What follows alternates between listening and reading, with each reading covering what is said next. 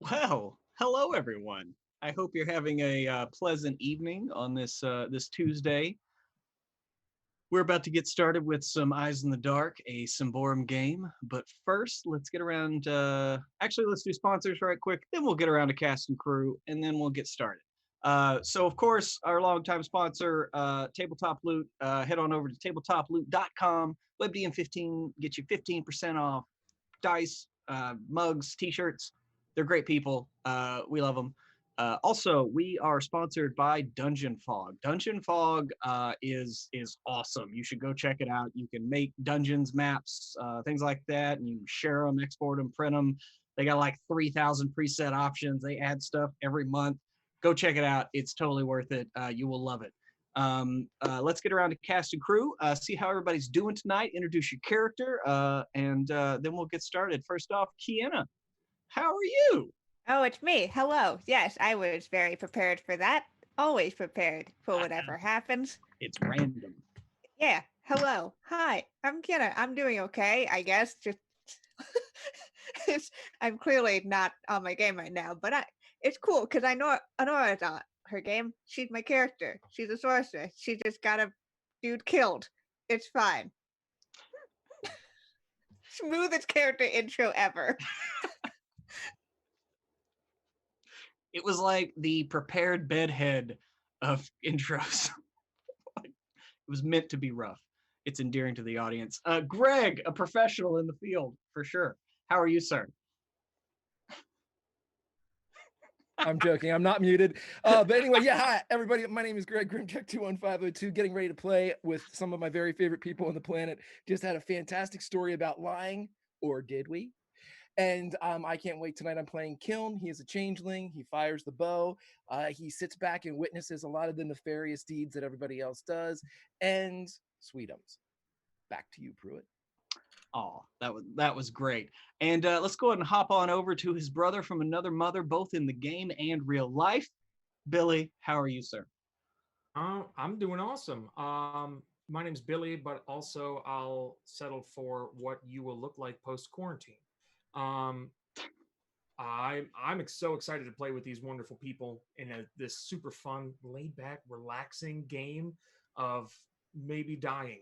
Um, uh, yeah, that's it. Back to you, man. I'm stoked. Yeah, yeah. And last but certainly not least, held last because she had a very special birthday recently here. WebDM's communications director, Emma Lambert. How are you this evening? Happy I'm birthday. good. I am 35 years old, and to celebrate it, I spent at least 2 hours today researching and eventually purchasing a toaster. That's how I am. That's how I am right now. I'm 35 right now, and that's how I spent some of that year. A lot of that year. I read a bunch of reviews. You'd be surprised at how little people have to say about toasters and reviews. I'm good. I'm happy to be here. I'm happy to be here. I'm losing it. Happy to be here and play Sweetums. Sweetums is sweet. I'm really bored. I'm happy to be here. Bye. Well, if that wasn't an intro, I don't know what was. So after all of our characters here have now introduced themselves, we get into the game itself. We've been off a week, so a little bit of a reminder. All of our characters, for one reason or another, found themselves taking place in a peace march, as it were, between a couple of the local powers, that being the barbarians, the Vajvod of the Davalkar forest, and the Ambrians of the kingdoms to the south, who look to explore Davalkar for its rich history and heritage of ancient items and sites and ruins. Altercations have broken out in the last few months. Rituals and rites of the barbarians have been disrupted, and instead of going to war, the leaders have decided to march for peace. So, en route to a sacred barbarian site where a peace accord will be signed, there has been trouble. First, a rage troll attacked, and then there was rumors of a co-conspirator in the peace march itself.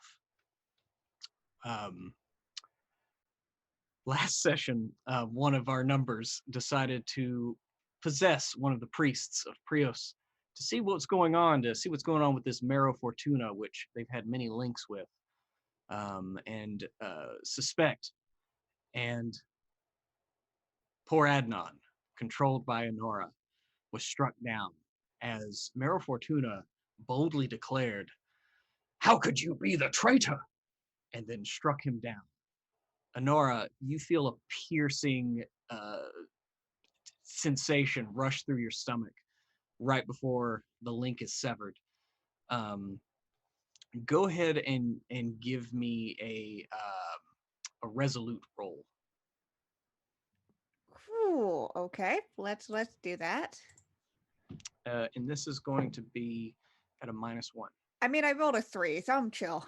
Yeah, okay. So it hurts. Like you feel the sensation through the possession spell of this boy being struck down. And as you snap back to your senses, below the place where Kiln was hiding in his tree, both of you hear a ruckus, as it were, kick up in the camp itself as people are awoken, alarms are yelled out, and over in the section of the camp where the Prios priests reside, there is quite a kerfuffle a brewing. So,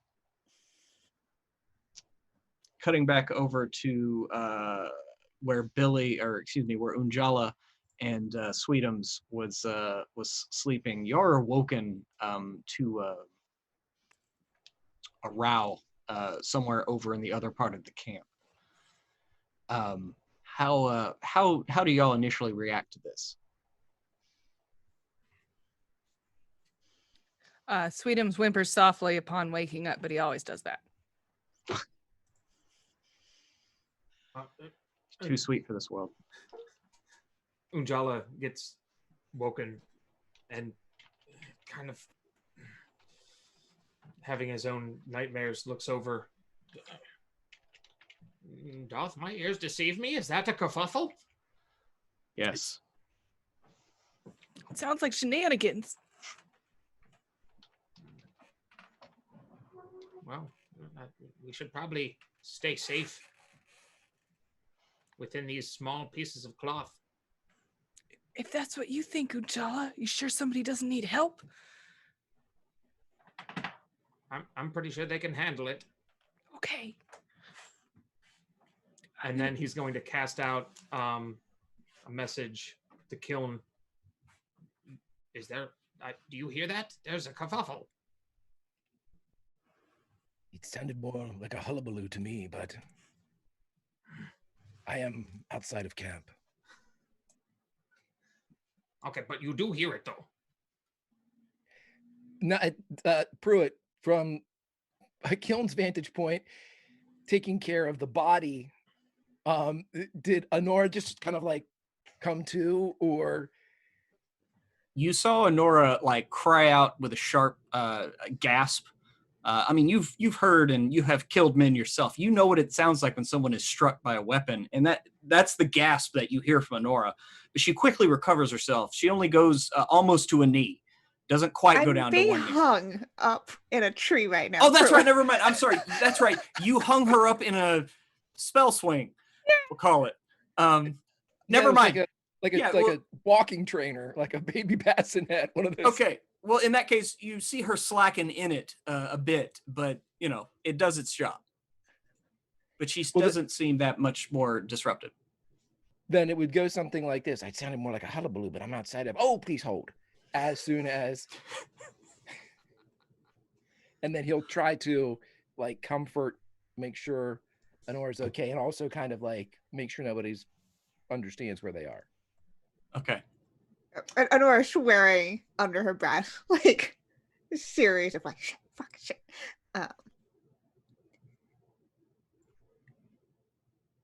Well, I have a very good idea as to who's in charge of this. Okay. Getting stabbed is not a pleasant feeling at all. Not at all. I can't imagine. Yeah. So, He's dead. Adnan, that is. Hmm.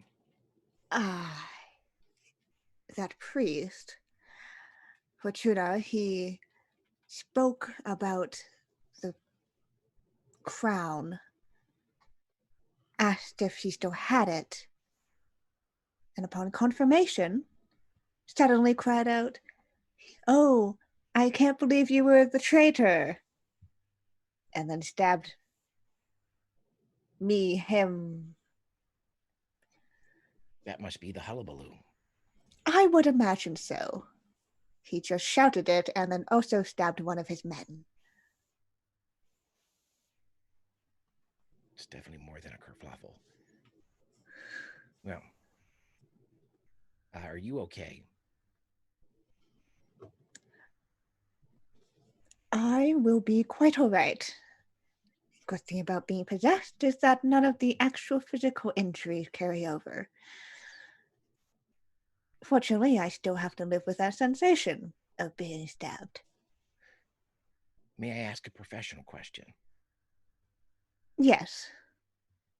This Adnan, was he in your body? And then upon the stabbing, did you trade back or? No, it's more like he's within but not in charge or in control or even aware.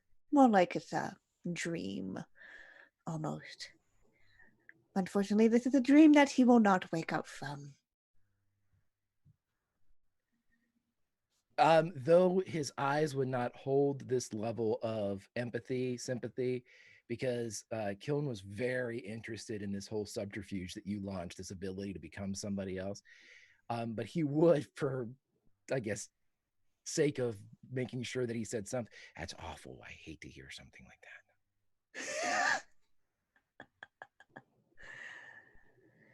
Right, so unfortunately, I don't think my word alone is going to be enough to pinpoint Good Fortuna as the co-conspirator here.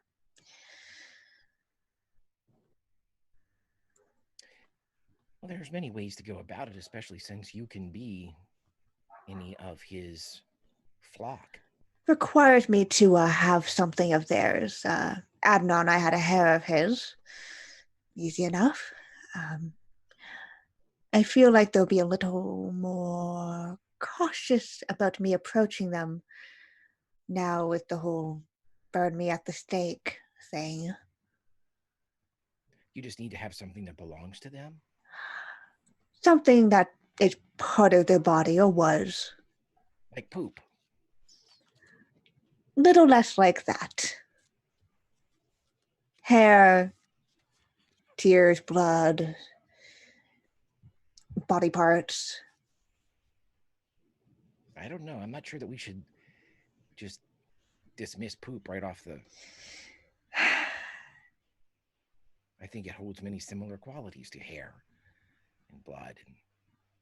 But you're the expert. Right. Well, do you think this is an appropriate time to return to camp? And then re-engaging with his brother, it was definitely a hullabaloo. How was everything in there?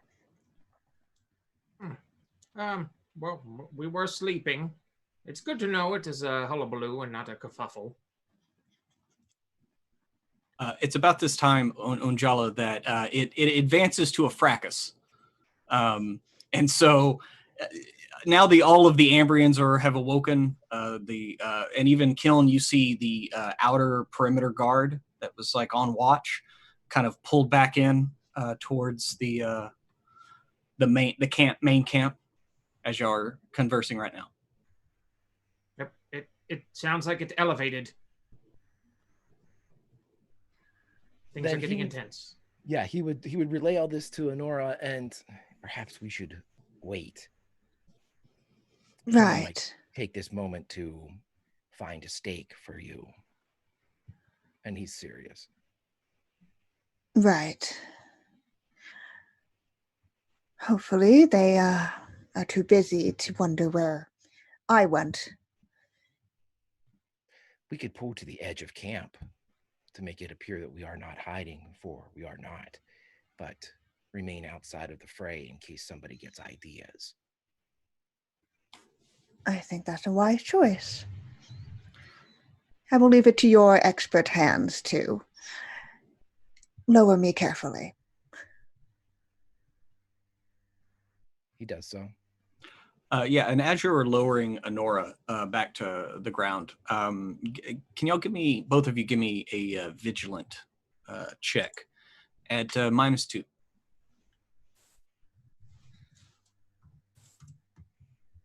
Still a success. Success. Both of you hear the same sharp snap of a small twig or branch on the ground from about 20, 25 feet behind you.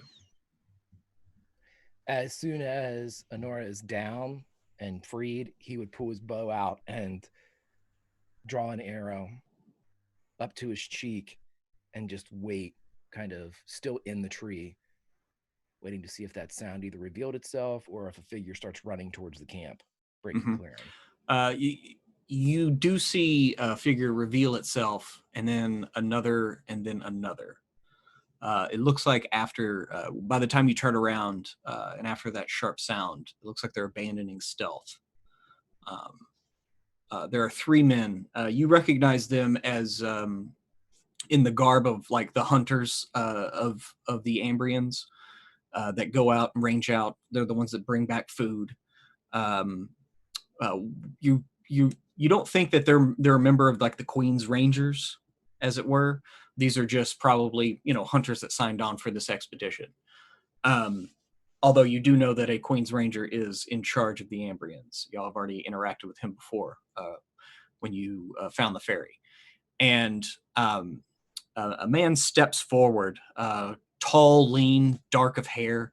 He's wearing his leathers and cloak are a dark black, but you see kind of runs of like green and brown to kind of blend in with the Davokar. And he kind of steps up. His visage is very he's shaved close. He keeps a good upkeep. His eyebrows work furiously as he steps forward. He's like, "You must be Kiln. I've been looking for you." That sounds intriguing and nefarious. Which way are you leaning? Well, I'm intrigued why you would interfere with the business that I've been given. And you see him hold his hand out, holding something very slender, very narrow, comes down into a loop. And you realize that it is the severed end of the snare that you freed Debo from.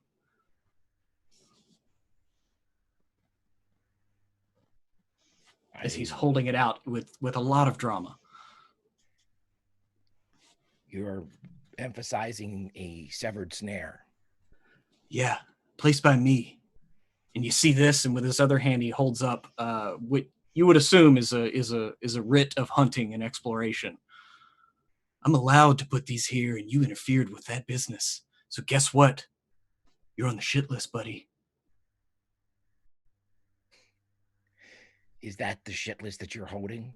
Strangely enough, we were just talking about poop.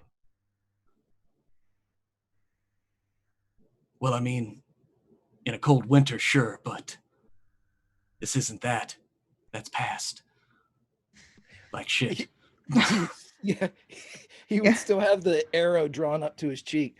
So what's your plan here? That because of one severed snare, you are willing to draw blades and blood? Oh no, I'm just giving you the forewarning that I'm going to go. You're going to come back and stab me in the back, or?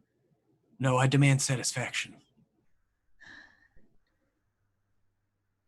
Gentlemen, can't your ego be soothed at a better time when there isn't a ruckus going on? Hullabaloo.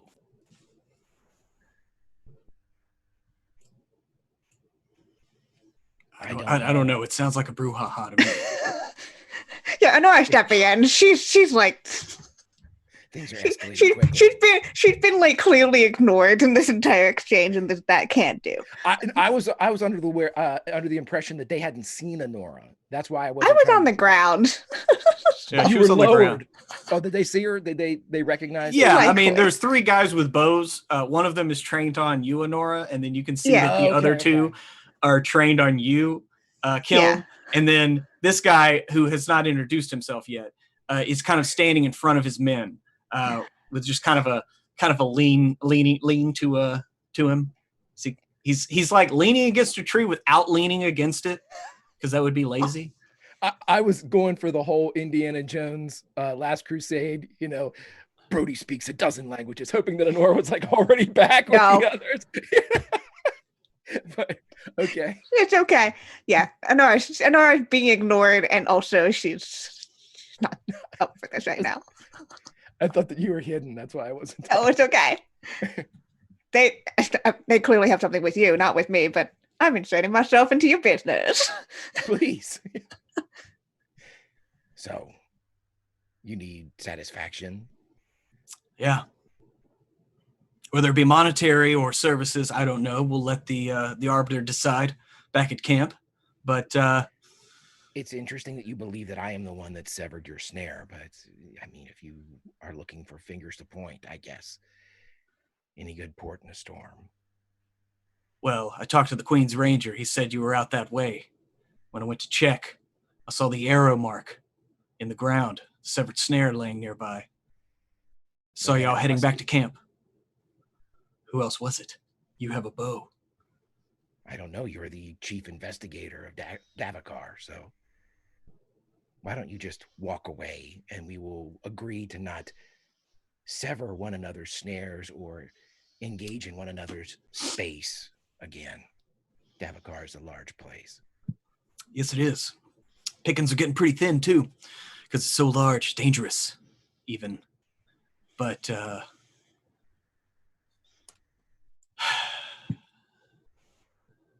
sorry, I can't let this slide. There are rules, there are laws, and I follow them. You I seem assume you have a writ of passage here. You can assume all you would like. Suppose we'll have to see what the Queen's Ranger has to say. I can't wait.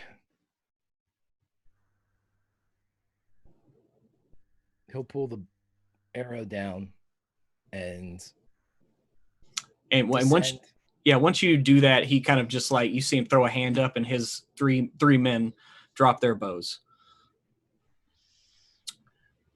Suppose I'll be seeing you around. I don't want this to come to violence. I'm willing to seek any kind of monetary reward. You understand? It's business. I don't understand it all, but sure. I understand that you believe that you have been slighted in some way, and you have, of course, have looked in my direction because of all of the incredible facts that you possess. And all for a snare. All for What was in the snare? I don't know. You tell me. It was some kind of small fairy, judging by the tracks. Probably would have fetched a small fortune. The Ordo Magica. Any other sorcerers that would want to buy the parts. I mean, it's just business. And you let a big old chunk of my profits go. So. Well, possession is 9/10 of the law, and I'm not sure that you ever had anything. Small fairy or otherwise. I know what a snared animal looks like. I know what its tracks look like. I've been in these woods for years. You haven't heard of me? I'm Johann the Black. Honora looks Have I over. heard of him? No, you've never heard of this Yeah, guy. Honora looks over to Kiln with like a shrug. No, if he had eyebrows, he would like lift them. Like, no, I don't know who the hell this guy is. Well, Oh well, yes, of course. it's a name you're gonna have burned into your memory. Trust me, buddy. I can't wait. I'll be seeing you around.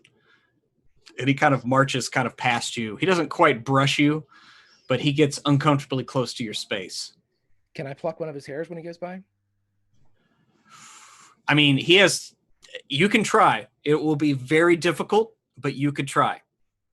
Sure. What do I have to roll? That's going to be a discreet, and he has 3 of his hunters behind him. Can So I help somehow? They're looking. I mean, do y'all have any kind of telepathic communication? No. No, I don't. But I do have acrobatics, which helps me do sleight of hand. So wait a minute. Let me make sure. Let me double check on that. Oh, please do. And Unjala and Sweetums outside. It's a full blown racket now. As you hear, you can tell it's Mero Fortuna screaming at the top of his lungs about some kind of traitor being taken. Y'all don't need to give Fs yet. Save them for later. So. Yeah, I can just roll it. Okay. So that's it's gonna be at a -4. This is this discrete roll. What I meant was my shadow spawn is what's going to give me, because we are in darkness and it does work for anything, all discrete tests. So yep. This is a discrete task. So yeah, so it's at a -4. It seems like you got a little bonus. So I rolled a 3, so that would be a 7, but I get +1, so it's a 6. Give me his hair. Okay, yeah, you go by and just he has a little bit past shoulder length hair. It's kind of a mullet a little bit. And you can see the moonlight catches one strand that's right on his shoulder. And you manage to, as you go by, like grab it with your pinky, as you put your hands up or whatever. And his hunters don't seem, they just kind of, one of them winks at you, Honora, and the other 2 look at you, Kiln, and just looks that you've seen your whole life. These guys just don't like you. You're pretty sure it's because you're a changeling. And Honora will smile back at the one that winks at her, and then turn around with like an eye roll towards Kiln. Mm-hmm. As soon as they're gone, Kiln would put his back to him, and he would look directly at Honora and say, "Give me your finger." Interesting request, but all right. Please. Yeah. We'll hold out. As soon as it goes up, he would pull the hair out and wrap it around your finger. It's his. And Kiln is giddy at this shit. This is taking the place of somebody else, which is right up his alley, obviously being a changeling. So, this is getting dangerously close to an obsession. So yeah. And Nora will smile very widely at that. Thank you. Oh, thank you. I think we're going to have a very interesting time with this. But first things first, we should get out of the forest and at least look like we're not hiding. Agreed. And well, we have a few witnesses to say that we weren't anywhere close to the scene of the crime. Right. We were nowhere near the racket.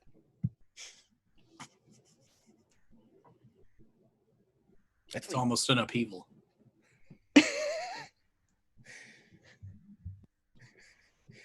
Furiously Googling synonyms for hullabaloo. Thesaurus.com, man. Oh, I could share my screen right now. Immediately, I was like, well, they latched onto that. All right, fuck it. Whatever it is, indulge it. So yes, you begin heading back. Are you going back to where y'all were camped? Or are you going to see what this the fuss is all about? Brother, we're going to go see what all the hullabaloo, or perhaps even a racket at this point, is all about. Sweetums and I will meet you there. Let's hope it doesn't become an uproar. What? I wasn't talking to you. I heard my name. Yes. Time to go. Where we go? There's just it's just like there's a trader here. I don't need to buy anything. No, you don't. I might, though. I'm very picky. It's just why do they show up in the middle of the night? That's ridiculous. You have to sleep at Some night. markets happen at night, and those are the ones that have the body parts. Body parts? Like snacks? Yes. Oh. Okay. Are you hungry? Yes. Well, seems like a perfect time to go. Okay. Let's not get too close, though. Okay. We don't want people to see you and have things escalate to an uproar. What? Uproar? What did you say? I don't know. I'm half asleep, Unjala. Okay, well, I'm very sleepy. Get your body up. And Unjala shakes Sweetums' leg. Come on. Okay, I'll get up. Should I put on my shoes or can I keep my slippers on? You have 2 different shoes? Well, no. I mean, one is shoes and the other is slippers. You don't have slippers? I don't have any of the following. Well, maybe that's what the trader's here for.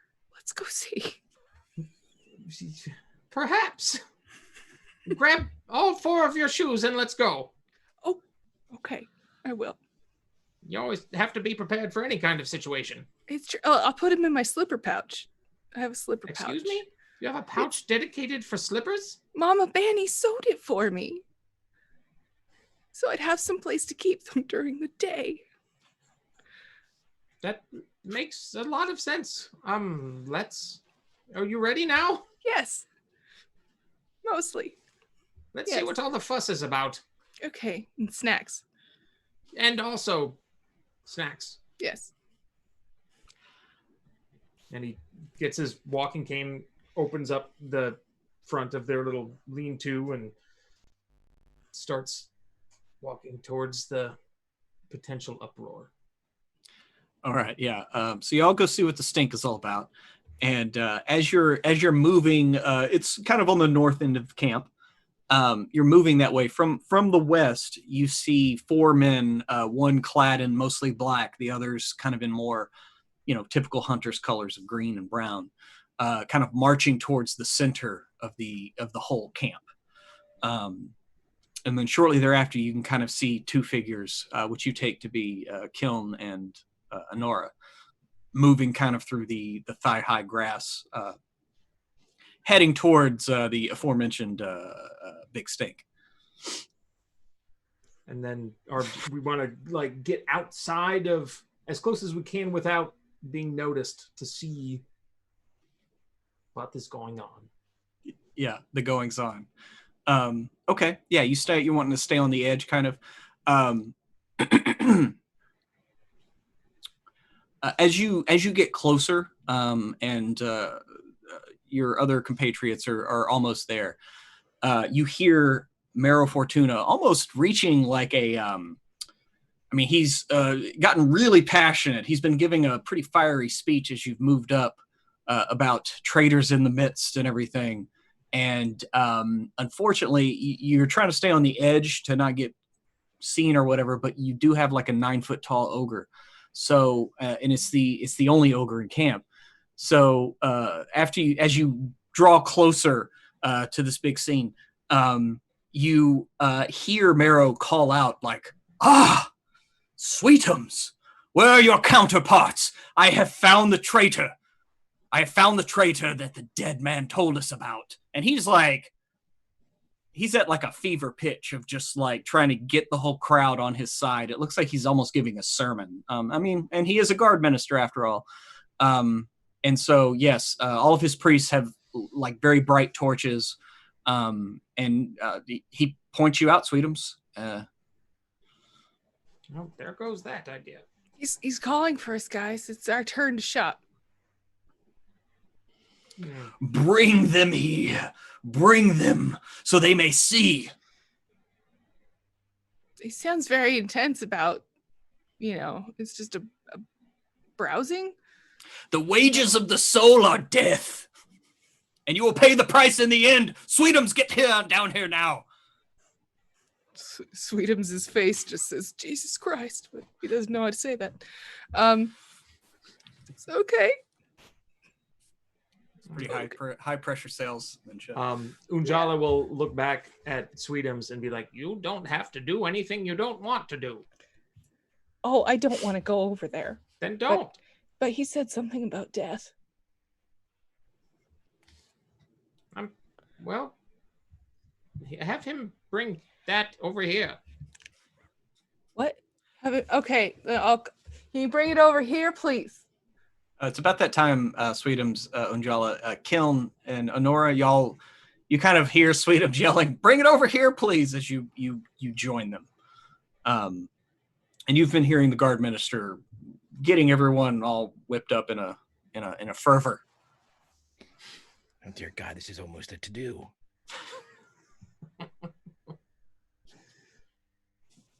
And it's coming this way. They want us. And he begins moving towards you in the crowd. His priests kind of form like a V behind him with their torches, and the crowd parts as he marches over to you. As he's marching, Kiln will telepathically say to his brother, I need to tell you what happened. There's not enough time. Let me sum up. The mage became Adnan, one of this man's flock, went in, got killed by this man. This man coming is saying that he killed a traitor. He's lying. I think that's right. We really need to get three-way calling, but that's another feat that I don't have enough points to spend for. Need to add a call. I feel like if he'll telepathically go back, if we oppose him in this, it's outright going to become a tumult. Remember what happened last time? Something became a tumult. Soon it was a clatter. And that was the end of everything. And the world started anew. After the Great Bother. After the Great Bother. This is year 12 GB.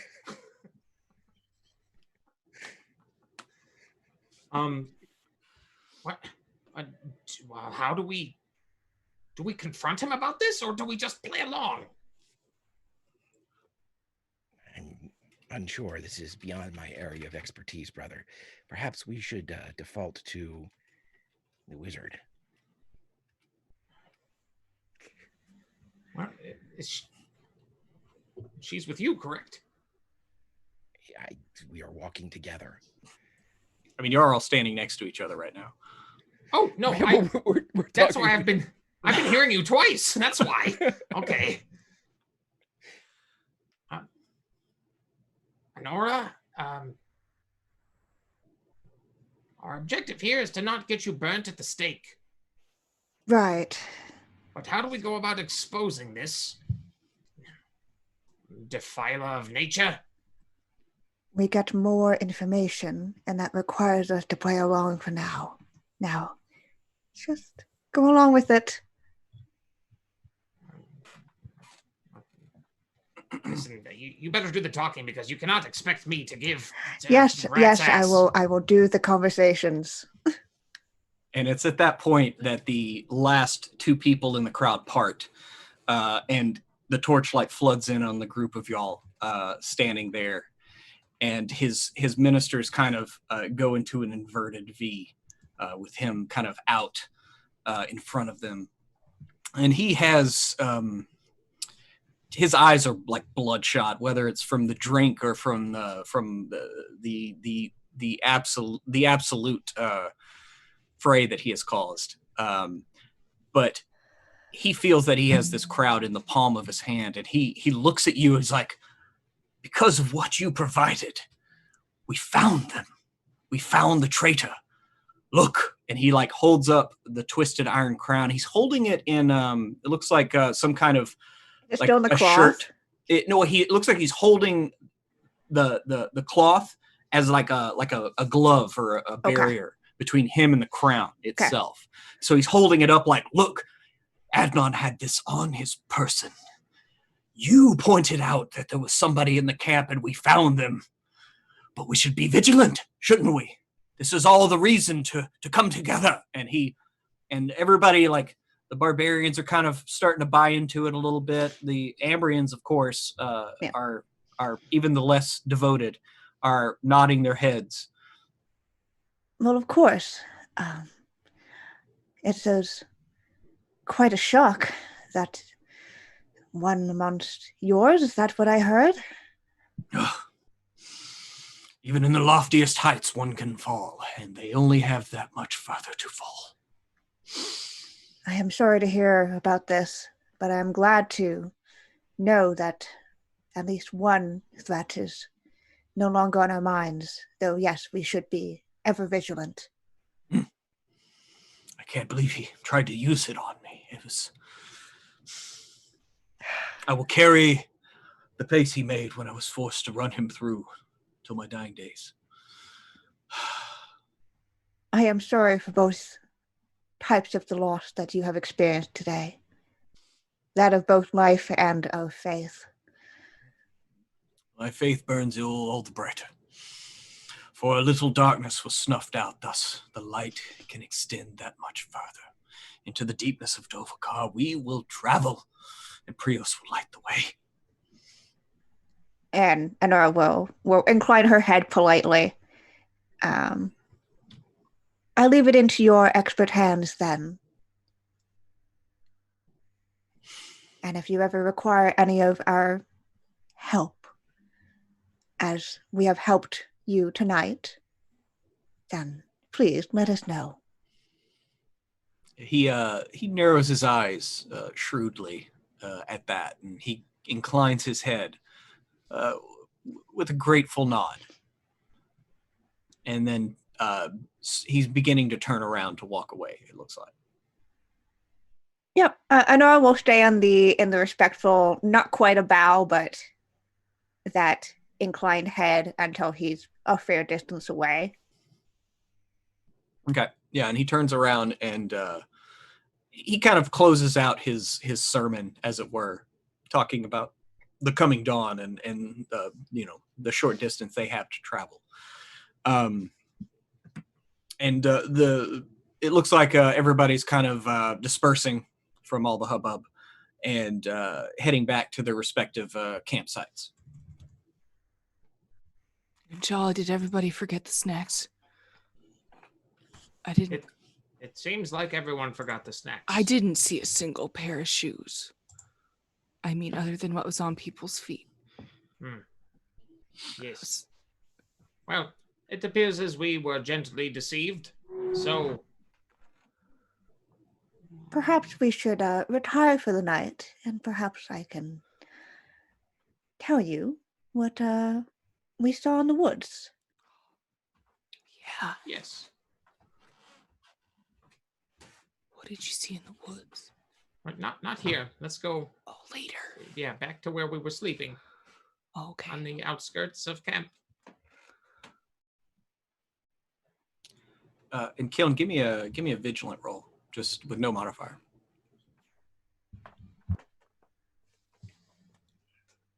Success with a 4. Yeah, you definitely see Johann the Black over there talking to the Queen's Ranger that is heading up the Ambrian delegation as far as while traveling. As you kind of head back and everyone's dispersing and heading back, you definitely see him having a very animated conversation. Well, we have that hair. That we do. If I could bother you at some point, maybe you could go back up to the Queen, have the same conversation again, only this time prove my innocence while wearing the face of Johann. Of course. Now, and she'll kind of look around and make sure that they're not being watched or eavesdropped or anything, because she don't trust anybody. Does my vigilance score, is that like just like a sonar? Like I'm looking for everything and I happen to notice the Yeah. conversation going on. So, okay. Yeah, Is yeah. there anybody watching us or, anybody paying, like trying to? No, I mean, right now, I mean, it's well past, high moon, it's well past midnight. It's high moon. Yes. In our vampire Western. Actually it'd be werewolf Western, wouldn't it? Anyway, furiously writes down campaign idea. But yeah, it's late, like, right? I mean, we're getting into second watch, and so a lot of people are looking to go ahead and lay back down. Some people are, having a chat over, wondering what that whole to do was all about, really. Because you got to think, like, most of the people didn't even know about this person out in the woods, so it was more confusing, and a chance for the guard minister to kind of whip up some fervor and get some people on his side. And so now, some people are still kind of energized, and you hear a lot of people talking favorably about the guard minister as you head back to your spot. But nobody seems to be very intent on watching you, doesn't look like. I would kind of, I don't believe anyone is watching us. Good. So good Fortuna is lying. I possessed poor Adnan. Went to go collect some information. When I arrived at camp, Fortuna asked Adnan if he still had the crown in his bag. I said yes, I did, which was true. And then he said good, and then he ran me in him through, while shouting that he found a traitor. There was no usage of the crown on him. There was no attempt at subverting this man. I have suspicions that Fortuna himself is the one in the center of this. He knew about the crown. He set it all up. So do we expose him or do we make it an undercover plot? I feel like we can't be too obvious about it. At least not right now. I don't think evidence of me being inside of someone else's body is going to uphold. Especially once he's gotten so much of the camp on his side.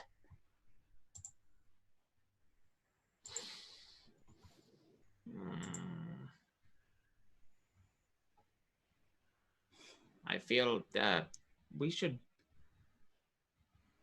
try to get out of the situation. Well, at least like this man is so headstrong and being a blithering idiot. Is that even worth trying to change? I'm not sure if he's an idiot per se, as much as he's has an agenda. He's very interested in continuing on this mission to the location. Let us. I was brought on this for something else entirely, so this does not help me. What were you brought on here for?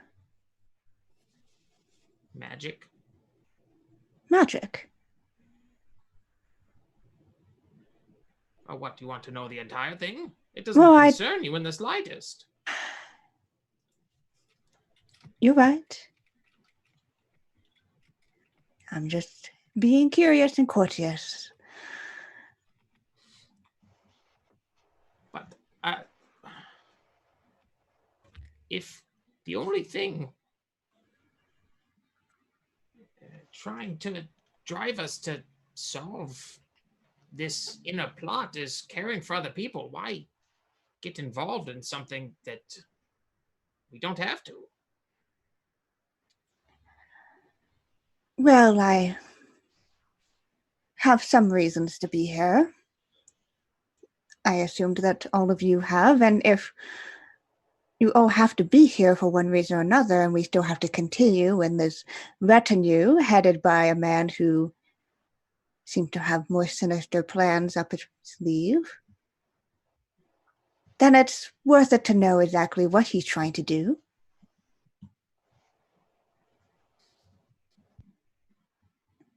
You're not wrong at all. It is so many layers. I'll tell you why I'm here. Why are you here? I'm here because I'm friends with Unjala. Wasn't that nice? Yeah. And Kiln, are you here because you're his brother then? Partly. I'm also here because this is Davakar. Every experience within its borders teaches a lesson. When you learn enough, you learn how to get through the forest. Right. Well, we should at least keep an eye on him. It should be interesting to see if he does extend, or if he does take up that offer of us helping. It'd be easier to get closer, see what he's up to, and make sure that we all stay safe. Why are you here, Honora? I was sent by somebody I don't like very much to gather some information on something.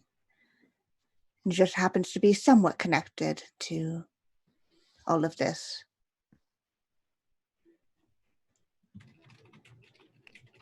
That's Kind of in a interesting. situation where I can't go home until I have something. Oh, what? I'll help you find it. Thank you. That's very sweet of you. If it's okay with Unjala, I'll help you find it. You run your own life.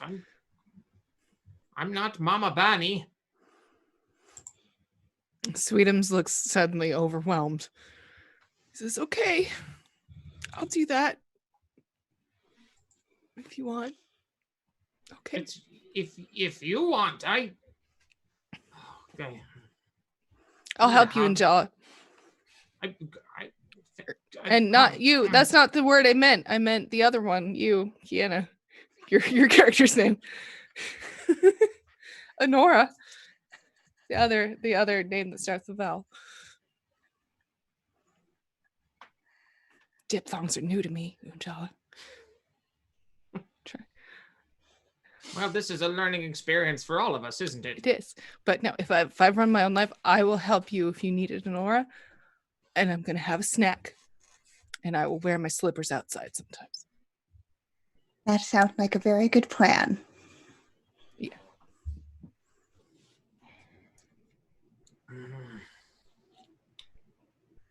Excellent. Shall we try to rest? We should, unless we want to sleep as if we are taking shifts inside camp. I leave the decision up to you.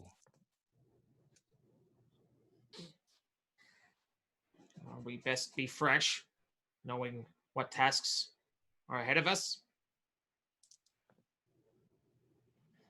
Then we all sleep at once.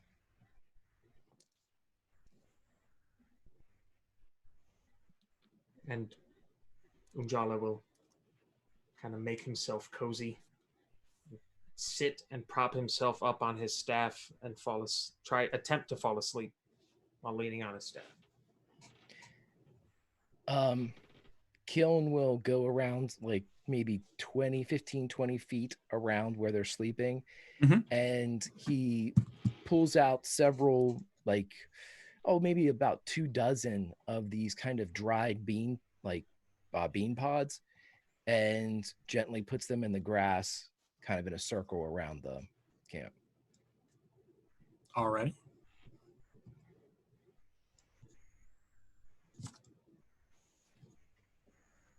And then he will sleep. All right. The rest of the night passes uneventfully. As dawn breaks, there's the call for the procession to continue on. Everybody's, finishing up breakfast, getting the camps squared away. And as you are doing your morning activities, whatever that may be, you notice that a couple of familiar faces are approaching you, Kill. That of the Queen's Ranger and Johann the Black. Fantastic. He'll pick up his bean pods. Okay, as you're picking up your bean pods, the Queen's Ranger kind of comes up to you, and you can see he has like a tired look on his face. That he's like, you're the one that's called to kill him? Yes, I am. How can I help you? There's been an accusation of what did you call it again? Interference in illegal trapping in business. As Johann the Black interjects with both his words and his eyebrows, and he is just completely hot and bothered about all this.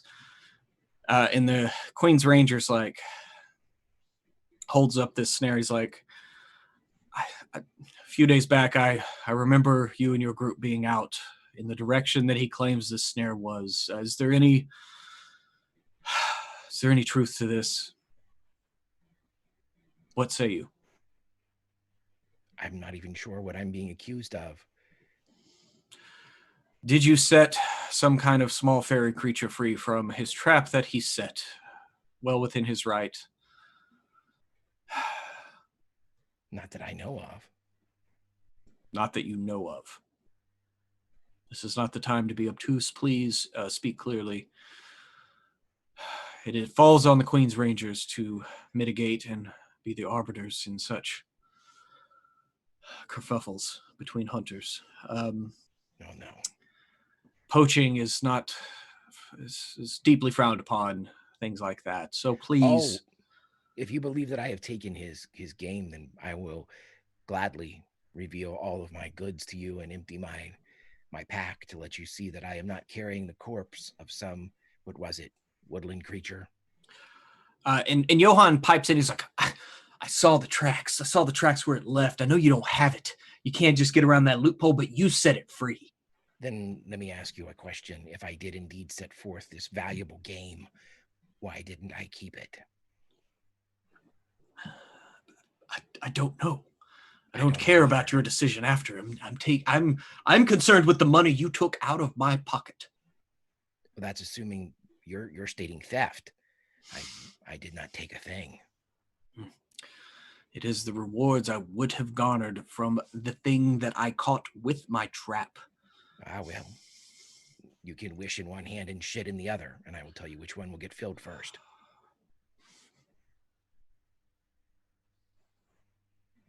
And the Queen's Ranger. An impasse. He would look at the Queen's Ranger.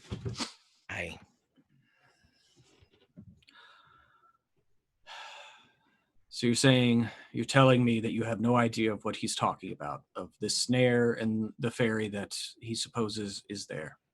No, I've not wronged or taken from this person I have just met in any way.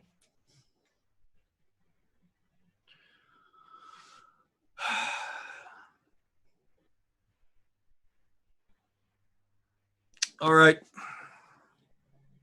Tell you what, he's telling me one thing, you're telling me another.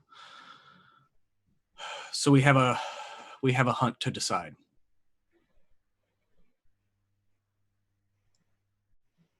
Very well. He pulls out his bow. I will give you to the count of 10. No. The Vajvode have said that there is a herd of ibex not a couple of hours from here, east.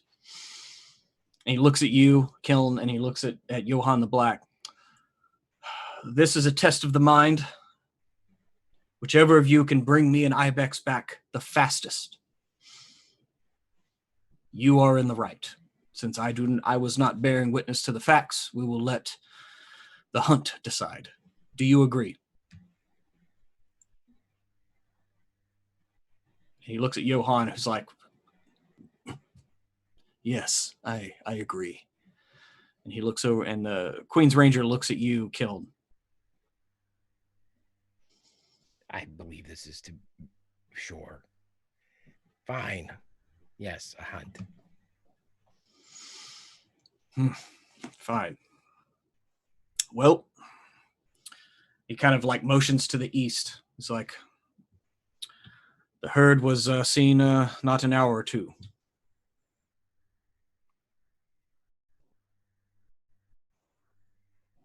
No, very well. Is it just us or?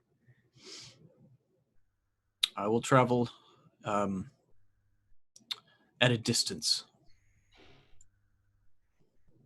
to see that you are not interfered with. But it is just myself and Mr. the Black. Yes, you and Mr. the LeBlack. The LeBlack. The. L the LeBlack. Trip the. So, all right. Fine. We'll go murder something else to prove that this guy's right. Or I am. Well, we were going to dispatch hunters anyway. For this procession needs to be fed. So it will be in service to that which is needed. This is not in excess. It will be well within the permits granted to your rights of exploration and hunting. Very well. Then begin. And he pulls out a horn and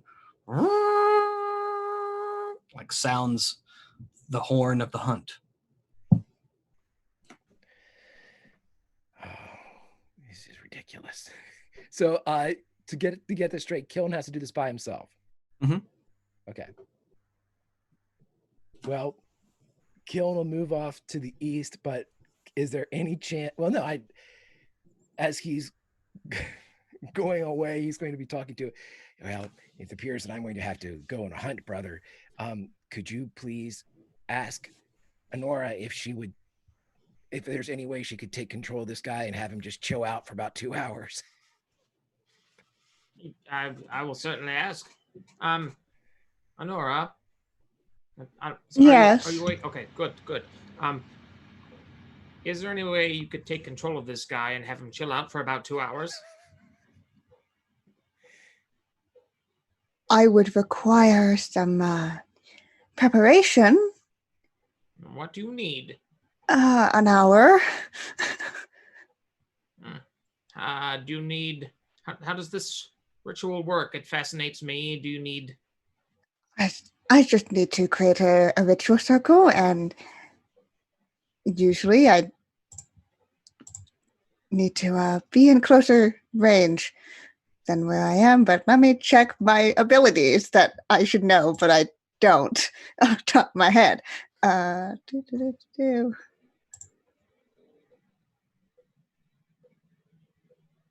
I just require a link. Cool. I can do it from a distance. Okay. Alrighty.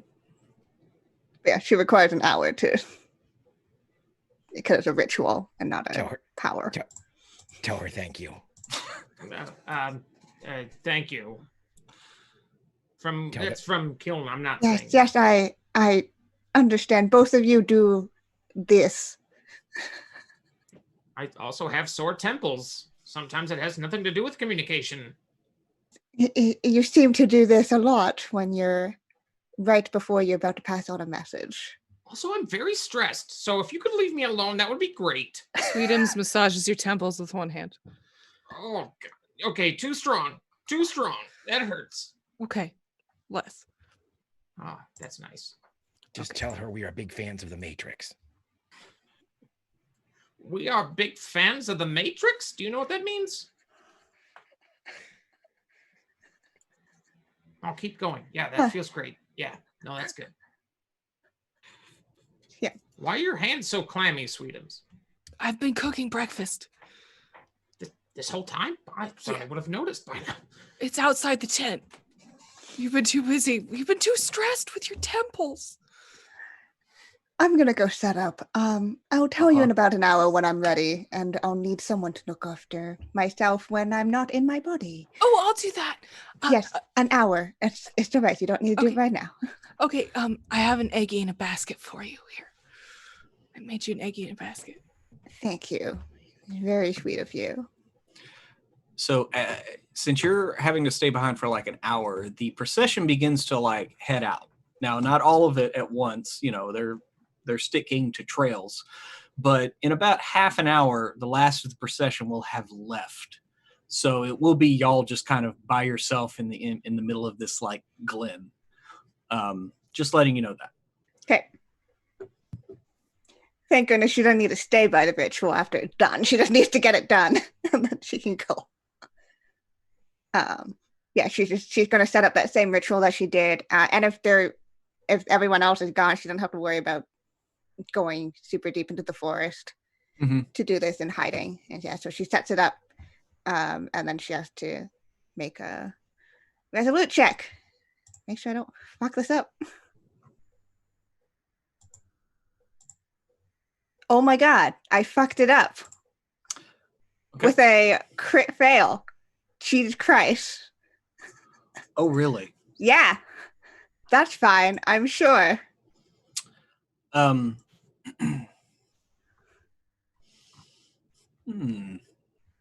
on a second. This deserves a moment's introspection on exactly how it should shake out.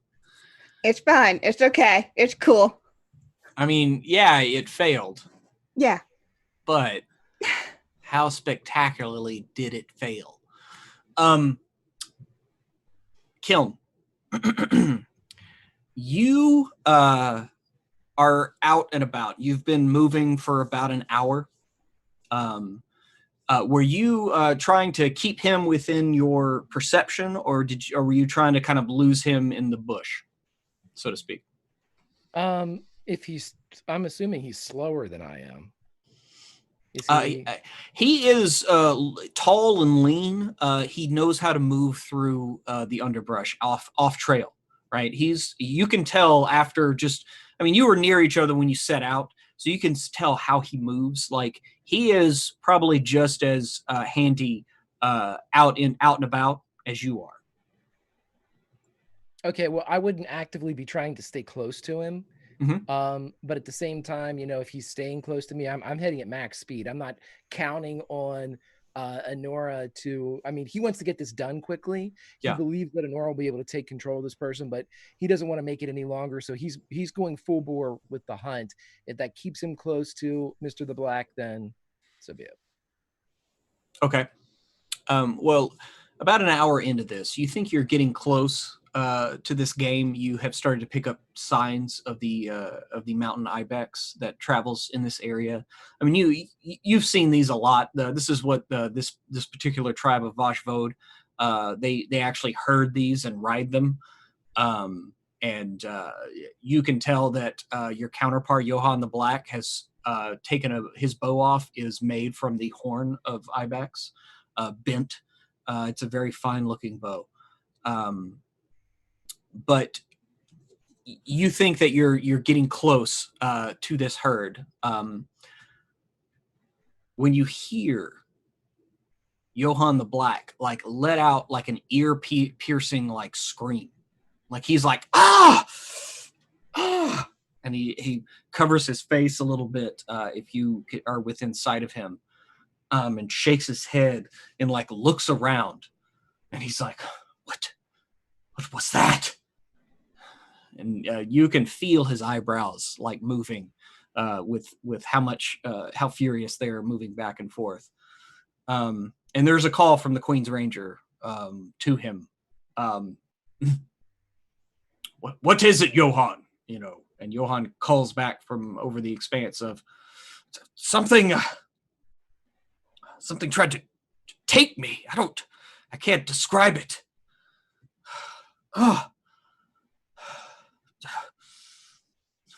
I'm fine. I will continue. And he continues on like into the brush. Honora, can you give me a D6 roll, please? Okay. 3. You take 3 permanent corruption on top of Fuck. it. On top Okay. of anything else that you would have taken from that spell. Pruitt. What? That permanent corruption you said 3? Yeah? Does it? It brings me up to my threshold, which Brings is you up to- 8. Well, that's the threshold, though. Yeah. That's not but- your... Yeah, but it's there. Okay, yeah. Unjala, you're sitting there. Honora let out a scream of pain, or however you reacted to your spell. And then you see the darkness form around her eyes, her fingertips, and it kind of runs up in these tendrils under her skin from her fingertips into her hands and around her eyes and wraps around her ears. And you see her forehead, the skin get pierced again as these branches, almost looks like stop motion animation of watching branches grow out of a tree as they kind of just come up into these like deer antlers once again. But after 5 seconds of this, as you feel the corruption kind of whipping around her in a torrent, it's gone like it was never there. And there's like a vacuum of silence that kind of, Sweetums, you can kind of feel like you're kind of tipped off balance by whatever wrapped around Honora right quick. And now she has deer antlers. Well, Made of branches. Yeah. Yeah. Well, that didn't go quite as planned. Oh, And Nora, do you do that every day? no. It doesn't quite go with my look. Yeah. Okay. Are you okay? I'll be fine. It's been a while since I messed up that badly on a spell. Ugh. you must be out of your element. Something making you uncomfortable. Quite possibly. Normally not so far into the woods. And I think her mind flashes back to that weird moment where she envisioned her lovely ex slash rival slash whatever you want to call that complicated relationship. And her face sours. Well, you have antlers now. Great. Wonderful. Do you intend to hide them or embrace them? I will attempt to hide them. As the last time I had these, it then became a point of burning me at the stake. We could try to cut them off. I'll reach up and I'll feel if it feels like it had any sensation in it, if that makes sense. Like, yeah, I mean, you like start to bend one of the branches. Yeah. Yeah, it kind of starts to hurt a little bit. Yep. Okay. No, I don't quite think so. I know. And Sweden just takes his helmet off, puts them on the antlers. It's perfect. Does that go with your look? I think it looks good. Honora's in like city clothes, like nice city clothes. Yep. Yeah, and you have a giant like pot helmet like sitting above your head. Oh, like God. the bottom of it comes Mhm. right to your like hairline, Mm-hmm. and you can still see the antlers like in where the face part is Yeah. open. But other than that, yeah, it hides them perfect. It just you have a giant helmet hovering above your head. Nobody will It notice. smells pretty bad too. Yeah. It doesn't smell good. No. Yeah. Honora's gonna very gingerly take it off. I appreciate it, Sweetums, but might be a little too heavy for these horns. And she'll just undo her shawl essentially, and she'll drape it over top for now. And kind of, she wants to fashion it like it's like a headdress and not like there's something coming out of her head. Mhm. But yeah, that's what she's doing. It's fine. It's chill. It's cool. Yeah, I mean, it should not be lost on Honora. At least the whole procession is gone by the time you did this. Yep. You are alone, at least. Yep. But in that regard, before we cut back over to the hunt, we have another hunt in progress as y'all hear the high-pitched like growls and snarls of one of Novakar's predators that follows in the wake of excavations like into the forest. Kiln could tell you that, and Unjala, you probably know this as well from traveling with him, that meerkats, you know what they sound like, and you hear the screech of wow, wow, from the tree line as Anara is fashioning a shawl headdress. Cutting back over to Kiln. Kiln, you're pretty sure you hear the tromp of hoof of these ibex goats nearby. Give me a quick vigilant roll. Sure thing. Failure. Okay. You can hear them. You're not sure exactly where they are. They're not far away. This part of the forest is a little bit thicker. As they filter through, like you've seen the signs of their passing, but the thing you have lost is you have lost Johann the Black. You had a loose kind of knowledge of where he was in the woods, kind of paralleling your route, but he has all but vanished to your senses. Can I do this? I have beast lore. May I roll that to see if I can't intercept, not necessarily using sound, but using tracks and the things that I'm able to glean from the environment, the ground, the local fauna, to see if I can kind of intercept their path, kind of re-engage instead of just listening for them. Yeah. Tracking the ibex, definitely. Yeah, give me another vigilant roll. This one at a +2.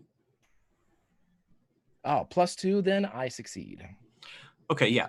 You dig into the lore and the history that you know. I mean, you know that the ibex travel through here quite a lot.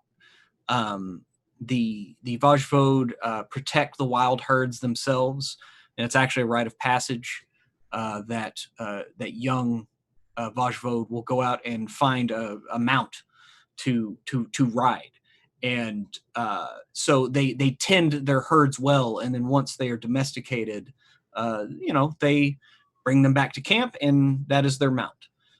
You know that the ibex aren't like typical prey animals. They will defend their herd, not just run. You know that their horns are very deadly. In the way that they use them both for protection and also during mating season when the males are fighting for dominance and all that. So you have quite a bit to draw on, and this is the spring. And so you do know that the males are very, very vigilant in that regard. So as you are standing there about to crest a rise, and you're pretty sure that they are on the other side of this little valley here, you peek your head over, and as your head rises, you first see what looks like small trees pretty near your vision, and like about 3 feet away, the head of an ibex comes up, and y'all like lock eyes as you're about 3 feet away from this thing. It looks like a young adult male who's just was foraging. The rest of the herd is behind him, and you're standing there eye to eye with this thing. What is your first? What do you do? You say about 3 or 4 feet away. Yeah, like 3 feet away. Yeah, 36 inches. Like as you kind of like got to the top of this rise and like looked up, this thing looked up from taking a bite, and you are just kind of like.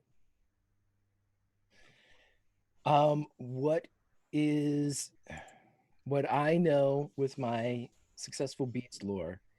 What is the natural predator of the ibex?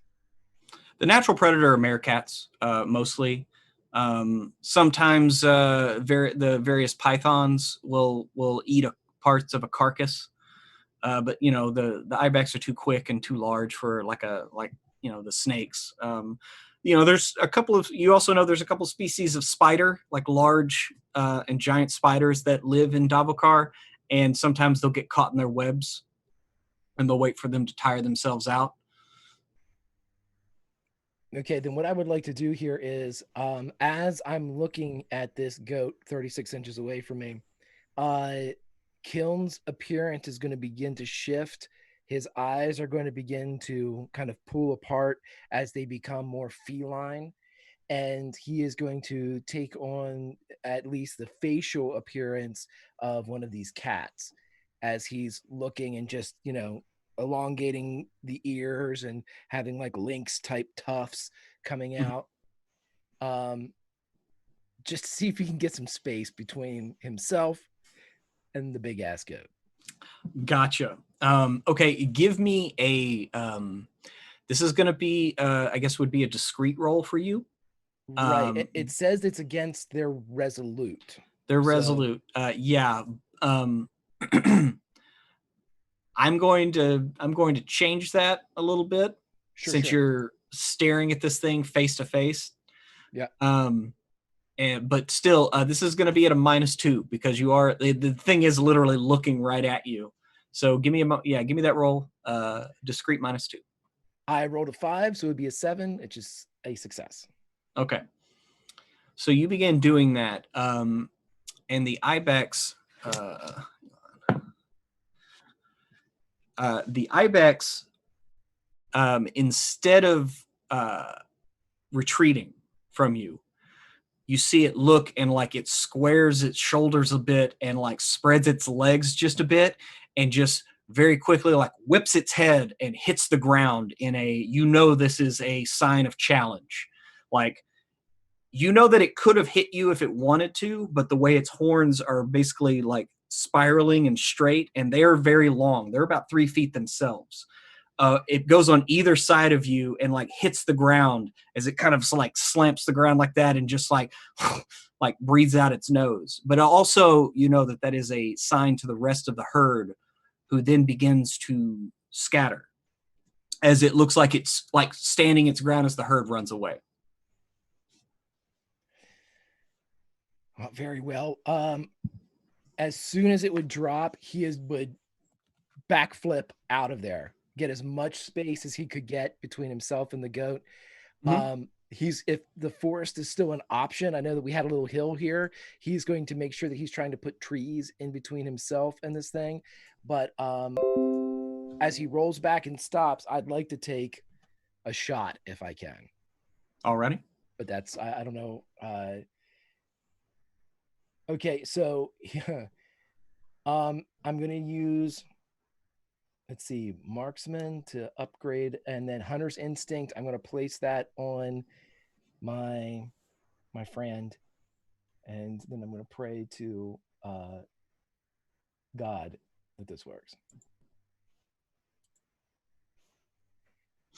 Did I hit? Okay. Yes, I did hit for 1 damage. All right. Yeah. So you loose an arrow as you retreat from this thing. It kind of glances off of his forehead and his horns a little bit. You do see a trickle of blood come down, but it looks like his horn took most of the arrow. And you also see as it reacts from your arrow and kind of rears up. You see another arrow fly in from, if you're at like the 6 o'clock on a watch face, you see an arrow fly in from about 10 o'clock around another rise. You don't see where it came from, but you do see another arrow come in and miss as this ibex begins to, having 2 arrows fired at it, it just starts to scamper. It's done its job. The herd is mostly moving off.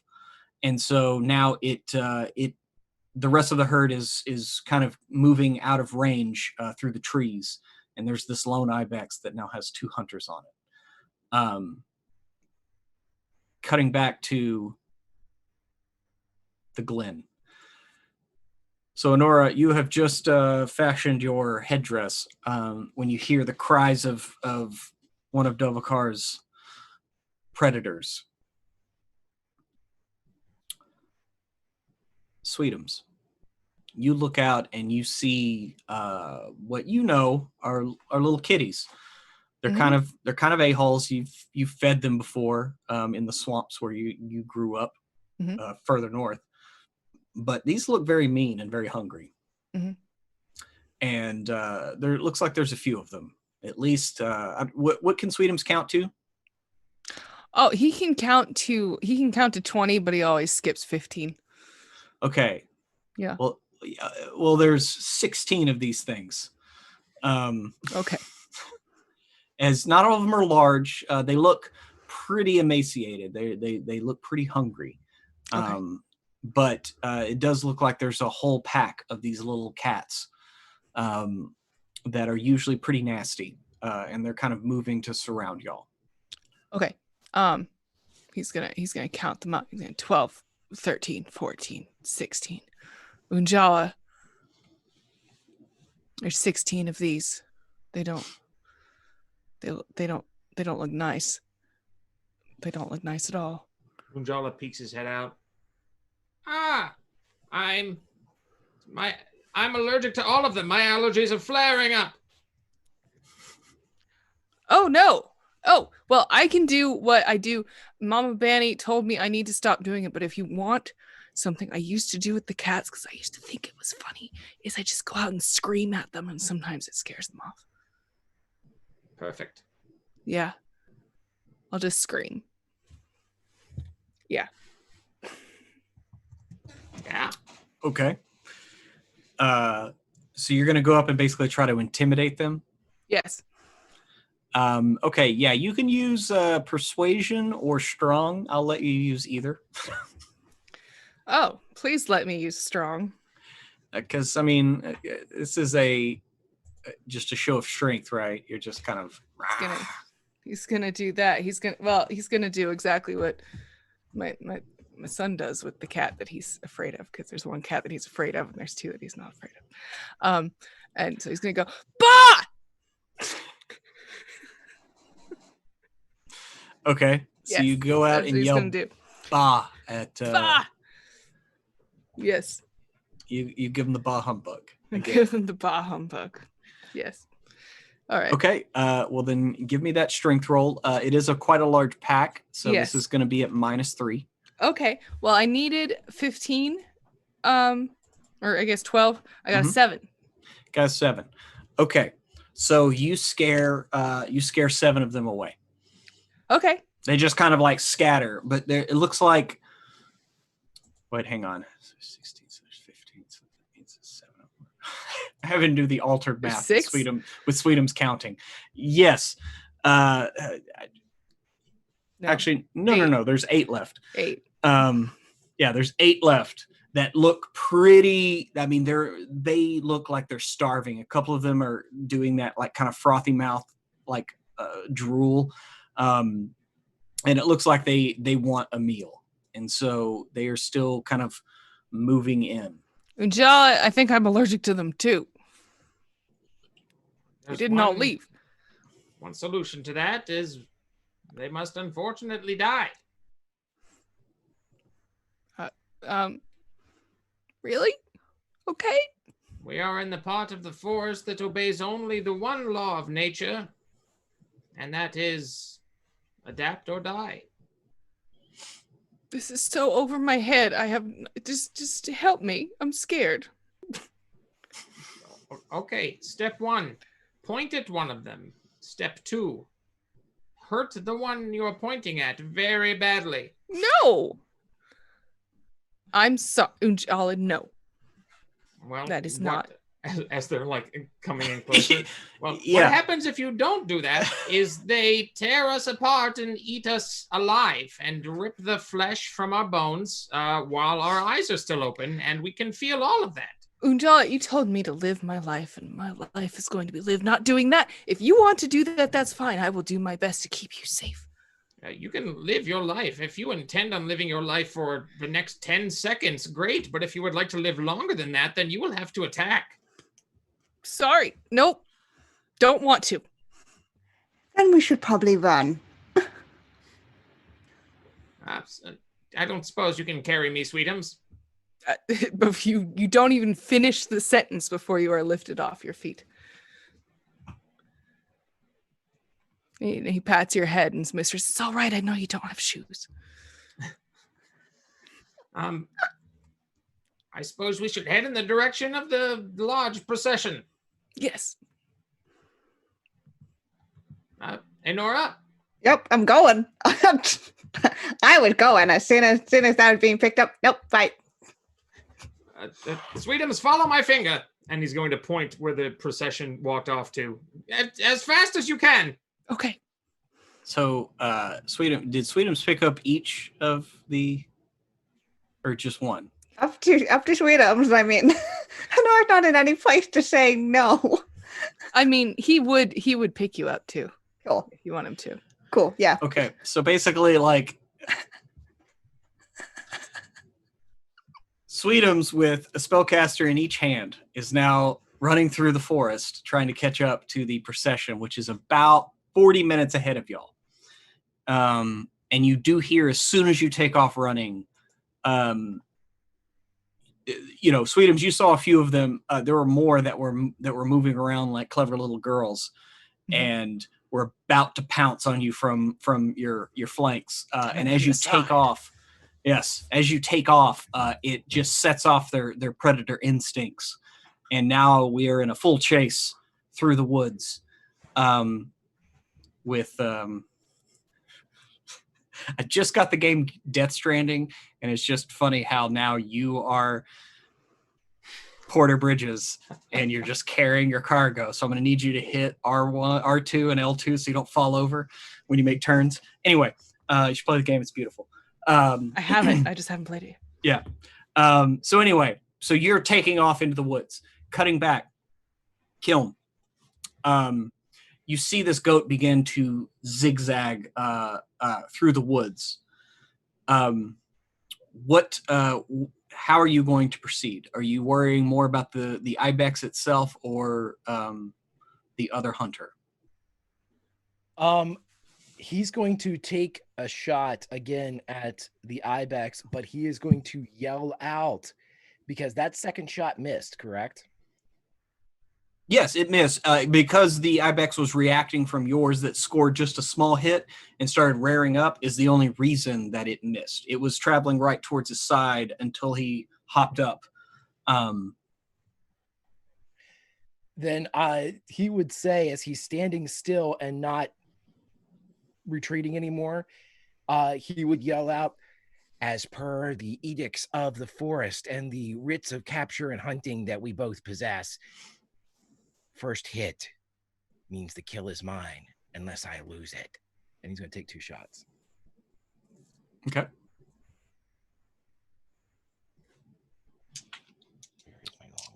So you're going to take 2 shots. These are going to be very difficult. They're both going to be at -4 because, again, this ibex is zigzagging between trees, much like Rickon should have without the trees, though.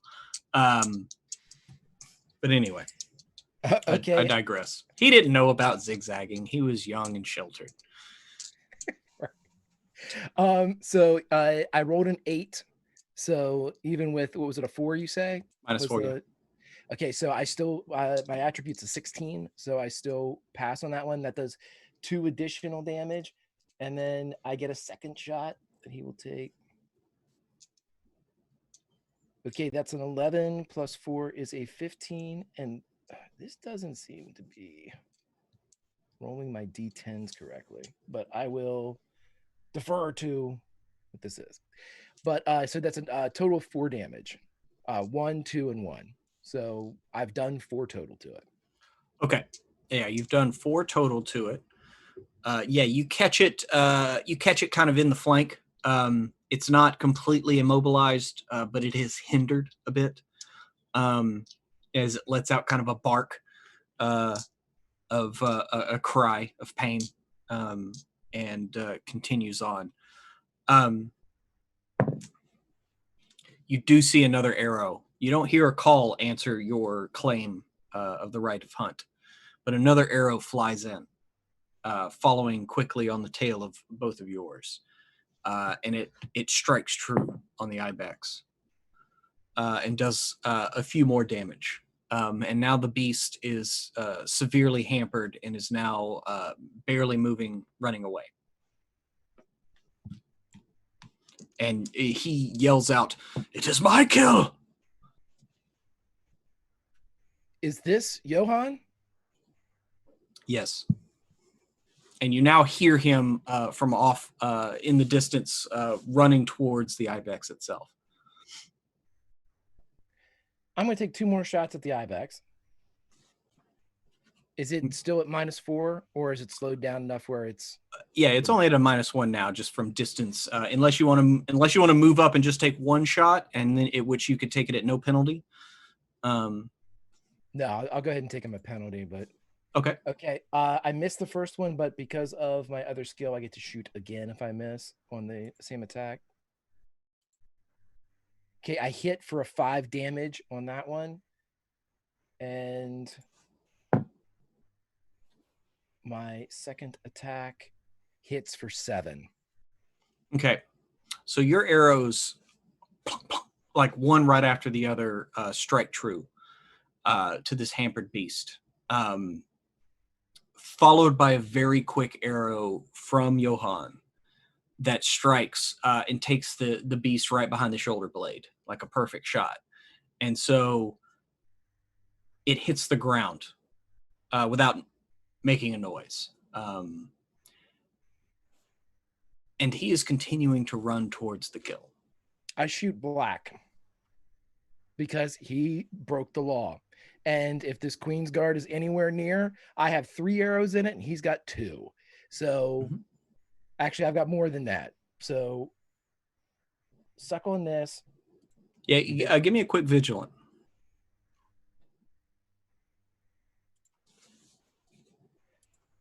Success.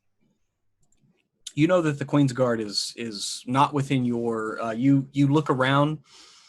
You had been keeping an eye on him a bit. He'd been hanging back like he said he would, but you kind of had a general idea of where he was. Right now, you don't know. He's not around as far as you know. Let's do this. I'm gonna put an arrow right at this guy's feet. And if there is a dispute, then we have to wait for the Queen. If there's a dispute, we wait for the Queen's Guard. Okay. So you want to put this arrow right at his feet to stop him in his tracks as he's running full speed through the woods. Sure. This is going to be at a -5. Okay. I switch over my hunter's instinct to this guy, and I'll fire 1 shot at him. See, at -5, 7 + 5 is 12. Would have hit him for 9 damage, but I wasn't going for damage. So it's success. It's a success. So you, with the penalty, you still hit? Yep. Okay, yeah. So your arrow clunks in. He actually trips over it. Like it hits right where his foot's about to step down. And he trips a bit, so it throws his gait off, and he has to catch himself on a tree. And he looks back at you with just like fervor and anger in his eye. He's like, "Oh, an attack! Oh, how dare you!" And it looks like he's pulling an arrow off his back and pulling back on his ibex bow, ibex horn bow, and is about to loose an arrow at you. I'm still on the hill. Mm-hmm. Then I am going to yell at the top of my lungs, "You traitorous thief! you would besmirch the good name of the Queen's Guard. Traitor. What's your quick? My quick? Super quick. 14. 14. Okay. So y'all would go at the same time. So in this first round, it looks like he's about to draw an arrow and fire at you. What are you going to do? The yells is free action. Yeah, yelling's a free action. Okay. Well, I'm definitely going to get the yell out, and then. But you are in essence, you are going at the same time.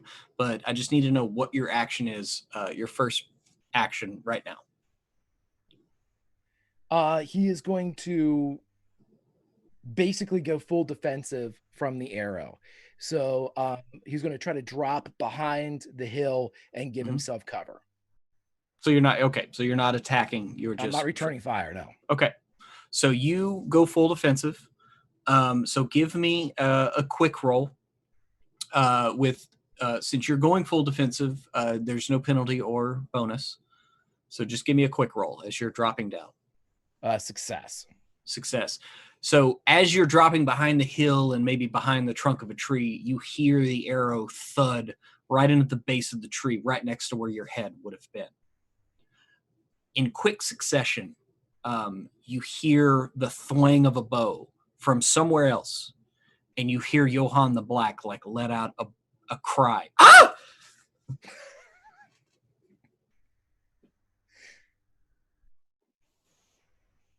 Do you look to see what happened? Yeah, I'll peek.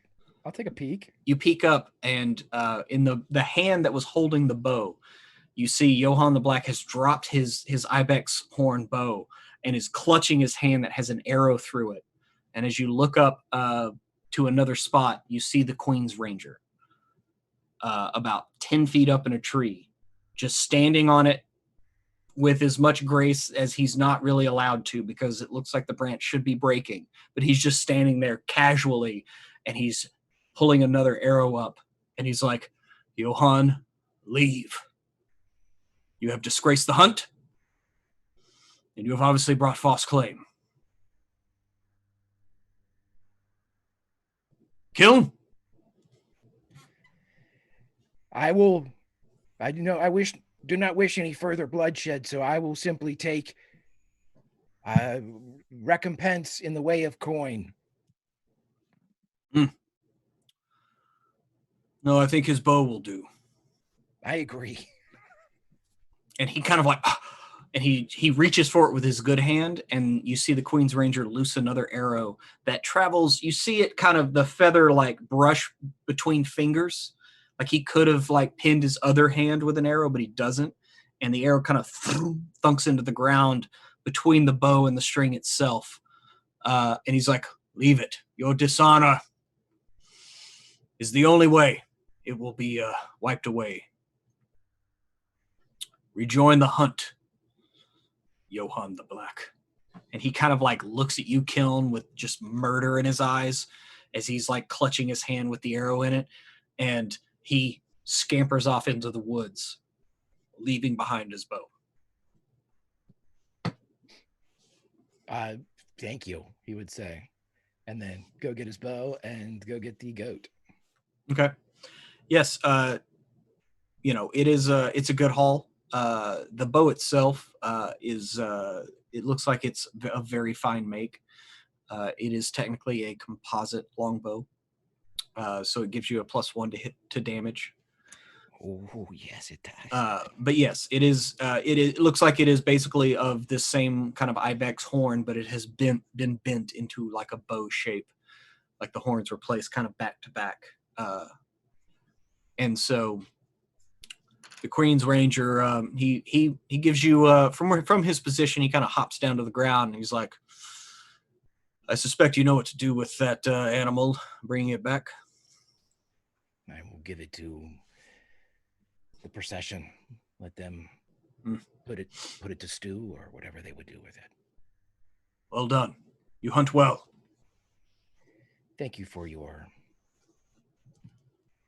balanced approach. Justice is not something that is easily found in Davokar or with my people. Well, I know he's not one for embracing those of your kind. I know that bias of him. I've heard of him. He's his heart is as black as his name. But I think that you hunted with honor. And I look forward to seeing you around Dovercar, knowing there are those of your ilk.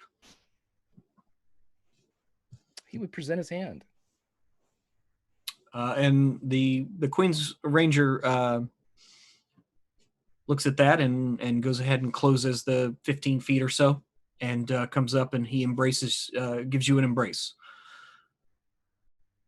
I will rejoin the procession now.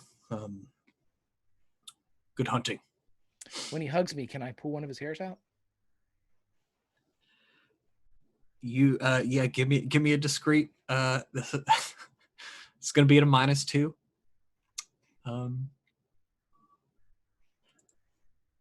Can y'all hear my cat Monk? I failed. You failed. Oh, you got a skeeter. I missed it. Yeah, you kind of pull at his hair and It's real close. I missed by 1. he kind of like draws back and like looks at you funny.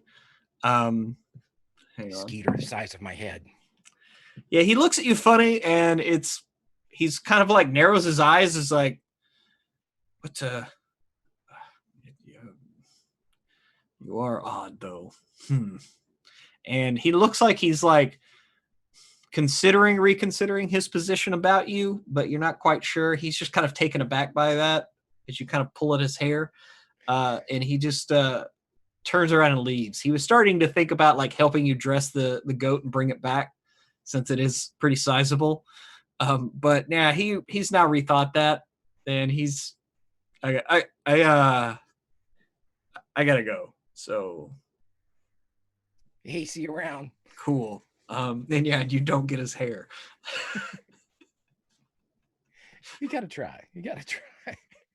And so you go to dressing this kill by yourself and bringing it back. Cutting back to the chase. Cut to the chase, as it were. Sweetums. Can I get a quick roll from you? Quick roll.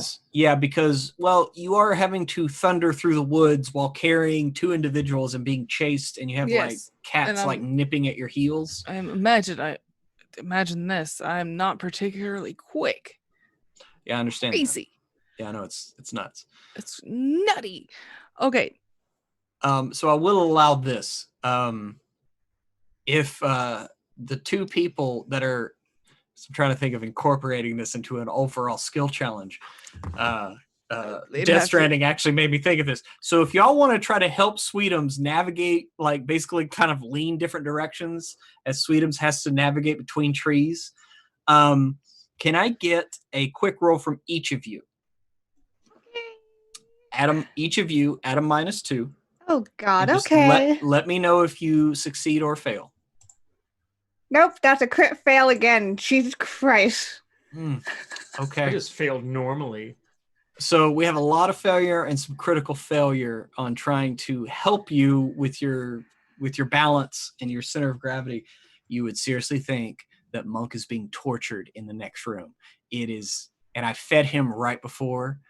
Anyway, he's been just absolutely a shit. It's the cats in the background chasing us. They're real hungry. I know. That's why I'm hoping you can hear it, because he's literally right outside my door, just just like he's tortured. And his bowl, if I go look at it, I know it's going to be half full. And it's like, what do you want me to do? Anyway, the life with cats. So here's what's going to happen then. Y'all both fail. So, Sweetums, I'm going to need you to make me a quick roll. Another? Or a different one? Well, this was going to be modifying that quick roll. I thought the muse descended on this roll. So go ahead and make it again. Again. Well, it was 17 before, but it's 20 now. So you had a crit fail? Uh-huh. Oh wow. So much like Sam Porter Bridges, You did not recover yourself, and you take a tumble. You bite it. Yeah. Trip over a branch. You're gonna take 3 damage. Ooh. Yeah. I'm having to placate him somehow. Excuse me. The other, both Unjala and Honora, y'all both take 1 damage. As you fall and tumble to the ground, you can hear the mewling and the meowing of kitties as they approach, and you see their eyes, and they are wide and rabid and hungry, and they want to eat your face and paw out your eyes. As you see them clutching in the earth with their claws and gnashing their teeth like meow. Ooh. There it is. Oh, Uncle. So scared. Uh, So scared. So yes. What is your next course of action here in the woods as the cats kind of catch up and form a half circle around you as you're picking yourself up from the undergrowth and the branches of Davokar? hey Nora,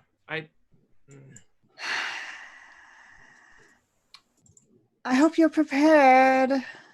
oh, absolutely. I've only been depending on my brother for the murder for the last.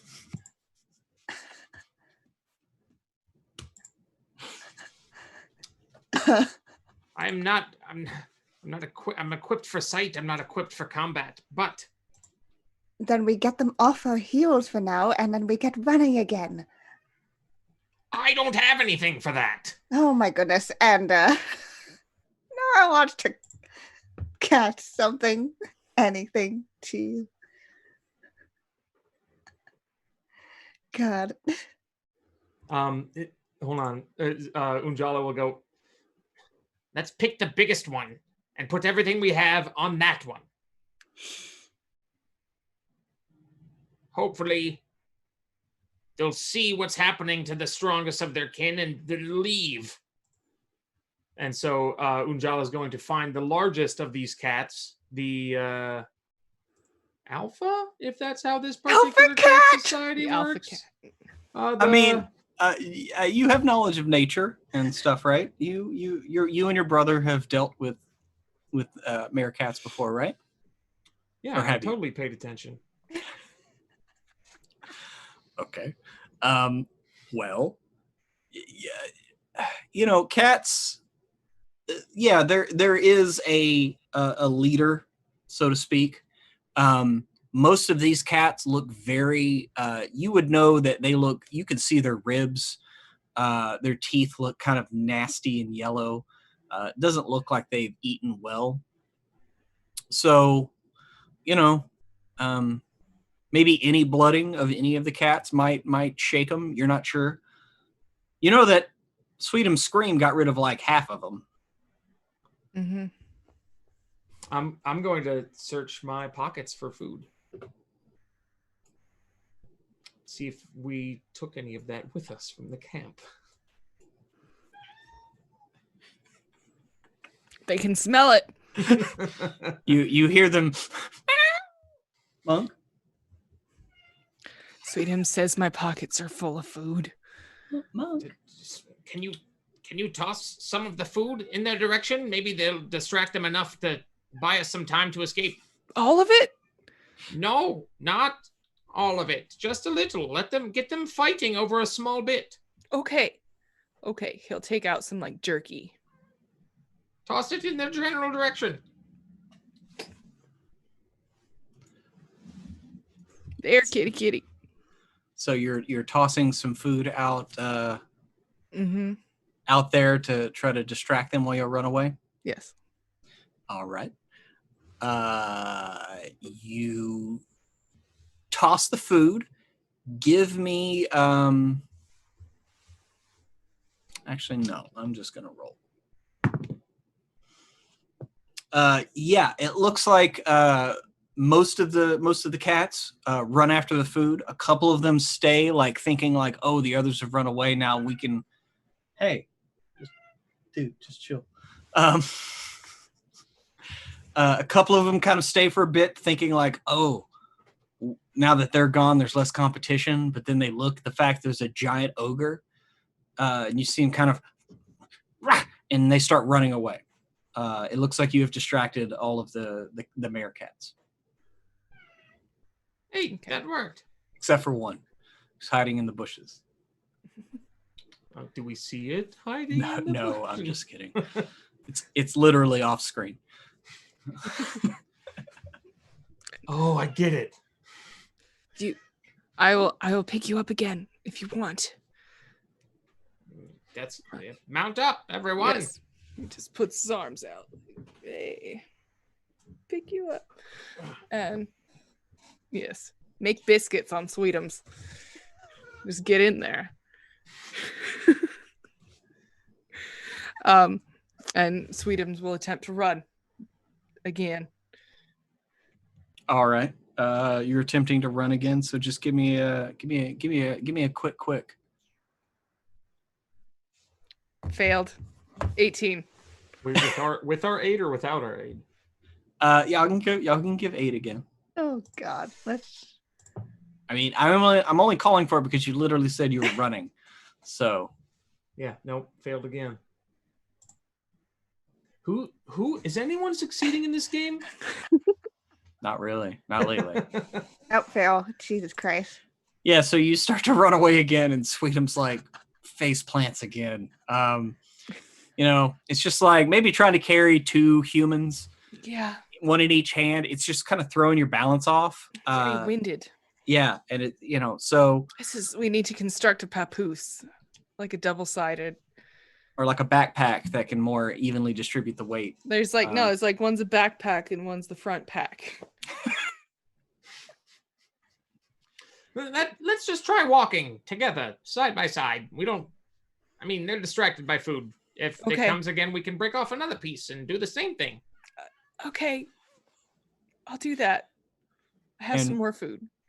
And so, yes, it will take you maybe tossing another piece, because they do follow in the wake of the camp, just eating off the refuse, these particular cats. And so, yeah, you hear them behind you. As soon as they get close, you'll kind of throw another piece out, and it keeps them at a distance, and you eventually catch up to the camp. You're joined much later by your brother, Unjala, as Kiln comes back with a fresh kill kind of strapped over his shoulders in a fireman's carry. It's much later that he finally catches up. But yes, y'all enjoy a good evening. But Kiln, in the distance, in the background of the festivities that evening, you see Johann the Black with his hand wrapped up and looking at you, and he kind of gives you a tilt of his mead or whatever, and a wink, and kind of a flutter of the eyebrow. But you know that drama's not yet done.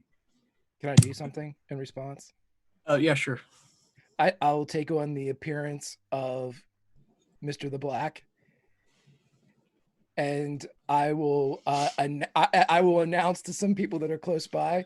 I'll just say, "I'm a terrible hunter," then walk back and sit back down by the fire, and then take a drink and wink back at him. And he just kind of looks flustered and is completely dumbfounded by that. But a new anger rises in his eye as you take his identity and make light of him. And so he tried to kill me, brother. So please keep an eye on him. So as we pull back of the merriment of the evening, we draw the curtain on this adventure, that of hunts and hunted. And I hope you enjoyed this episode of Eyes in the Dark. That was certainly something for sure. So let's go around to Cast and Cruci. Let me know something that you like tonight. I don't know. And tell us where we can find you, what you got coming up, all that fun stuff. We'll go in reverse order like always. The birthday. Hey, new adventures in carrying and falling. How was it, Emma? Hey, it was good. My favorite part was when we failed, and then my second favorite part was when we failed before. There was Those are- there was quite a bit of It's a lot failure. of failure. Sometimes failure is fun. It introduces complication. That's a good time. But we're on a case. That's always exciting. We need to figure out how to reveal the liar as the liar. And that's always fun. Mhm. I'm excited about that. And I had some moments where I could be sweet, and I know how to cook eggs. There we go. Yes, I am Emma. I'm the comms director for WebDM. I'm on a podcast that's going to come out very soon called The Fairest of the Seasons. It's a Good Society podcast. It's going to be on Don't Split the Pod Network very soon. And I play a asshole. It's going to be great. The opposite of Sweetums. He's got a couple redeeming qualities. But he's an asshole, and it'll be fun. It's been a good time. And yes, so check that out if you like podcasts. Something tells me you might have time for podcasts right now. And check out our show tomorrow. We're doing a show on remote gaming, how to do what we're doing right now, only better. Not better than this. That came out wrong. But like do it for yourself, but better than you can do it now. So yes, please watch it. I love this game. I love you guys. I enjoyed it. I fucked up at the end. I love you. Hey, the dice have their own story to tell. Next up, one of the comrades in fall. Billy, how was that? It was great. Lots of I think we learned a lot about ourselves and what we shouldn't try to do very often. And that's literally for me anything but communicating with dead people. I love hanging out with y'all. Thanks for everyone in chat for watching and commenting. I promise I'll do better next time. At least 1% better. And I'm glad Greg had good dice rolls. I mean, that is true. At least one hunt was successful. Yeah, if you would like to follow me on things, Bill of the Forest on Twitter. During the week on Wednesday evenings, we do The Witcher on Greg's channel, which tomorrow is our season finale. And then doing a staged reading of Midsummer Night's Dream on Praxis channel on Thursday at 11 in the a.m. Awesome. Speaking of Greg, how are you, sir? I'm doing great. I love the game. I wish I don't know. I'm still feeling out exactly how I want to play Kiln, if I want him to be like a super like asshole or not, or if he's just like off. And the hair thing kind of set me in a direction, and I think I'm just gonna ride it. I think I'm just gonna ride and see where that boat takes me. So I love it a lot. I love playing with everybody here. Grimjack21502 on the Twitter, Tales from the Grim on the Twitch. And I'm doing everything that Billy just mentioned. We have a Witcher finale tomorrow night at 8 p.m. And then on Thursday over on Praxis channel, Midsummer Night's Dream. So join us for all those, but make sure you meet us back here on Tuesday, and we will see some more Eyes in the Dark. Back at you, my friend. Nice. And last but certainly not least, antlered one. It just keeps happening. It just keeps coming back. Yeah. I think I just got to incorporate into my look now.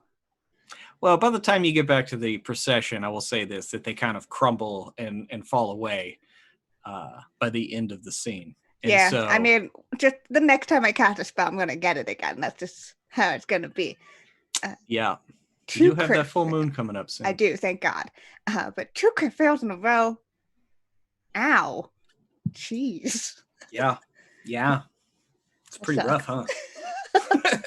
Yeah, at least I didn't super go bad. Another day alive. I'm okay. Yeah, this was great. This was awesome as always. Can't wait for next week. But until then, y'all find me over on Twitter at KennaS. Best way to figure out I'm doing. Come over to the internet doing role-playing things, streaming, writing, shouting into the void, as many people are at this moment. I have a channel called Salty Sweet Games. We do a couple of long-term series, such as the Witcher campaign and Pokemon campaign. We're also doing some video games. We're doing Resident Evil 3 right now, where it's just a lot of yelling at each other about zombies and horrifying monsters. So if you enjoyed that type of content, that's there. And also this Friday is my last episode as a guest over on Tales from the Mist on the official D&D channel. I play a very not suspicious at all, super chill, totally there to help the party character. Trust me when I say that. That's what they're there for. But yeah, can't wait for next week and for staying live for another episode, right, guys? Right, y'all. We're all gonna stay alive. Yep. Next episode. Stay home, stay alive, wash your hands, don't touch your face. Yes. Thank you very much. Had a blast tonight. This was a really fun episode, actually. I thought it went really well. Stay safe, everyone. Quick run around with our sponsors, tabletoploot.com, WebDM15, get you 15% off your dice, your mugs, your t-shirts, and stuff like that. Check out Dungeon Fog if you want to make some maps, some really cool maps with a lot of preset stuff, and just make whatever you want and share it and have it in your game. It's totally worth it. So go check them out and come back next week for more Eyes in the Dark as we move deeper into Davokar, as mysteries will grow. Maybe we'll find some allies, maybe we'll find some enemies, but hopefully we'll find adventure. And until then, may the dice ever roll in your favor. And we're also going to raid Lindy, so hang around.